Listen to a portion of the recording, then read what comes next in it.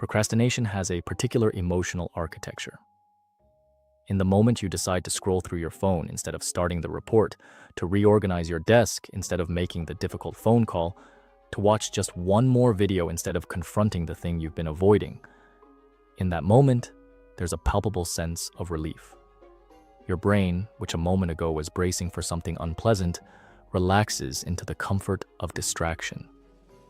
It feels good, and that's not an accident. That's your brain doing exactly what it's wired to do, seeking pleasure, avoiding pain, prioritizing short-term relief over long-term consequences. The problem, of course, is that the relief is temporary, and what follows, the guilt, the anxiety, the mounting pressure of an uncompleted task, is often worse than the discomfort you were trying to escape. So why does procrastination feel so good in the moment, and why does it inevitably turn sour? Procrastination doesn't just provide immediate relief. It also provides a kind of productive camouflage. You're not doing nothing. You're doing something. Maybe you're cleaning or researching related topics or completing easier, less important tasks. This is what's called productive procrastination, and it's particularly seductive because it comes with a dopamine hit from completion. You cross something off a list. The fact that you avoided the one thing that actually mattered gets obscured by the flurry of minor activity.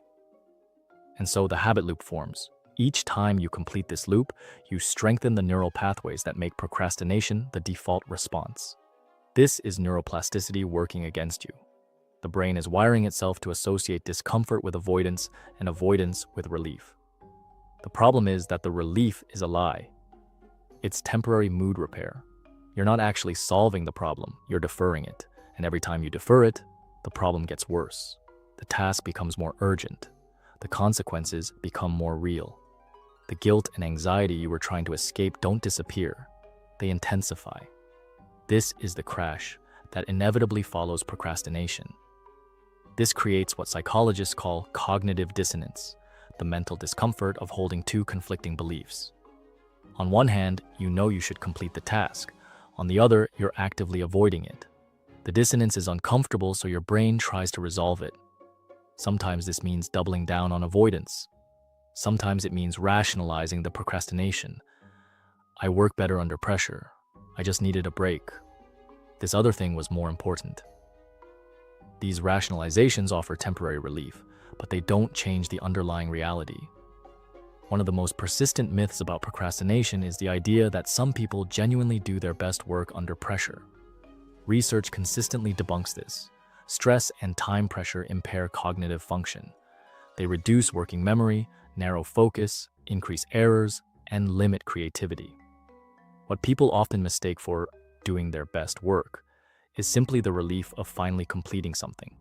The work itself is rarely better. It's just done.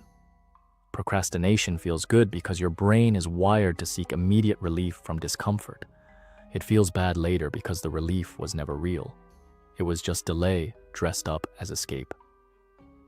And breaking the pattern requires not willpower but a deeper understanding of what's driving the avoidance in the first place, and a commitment to building new pathways that make engagement feel less threatening than escape.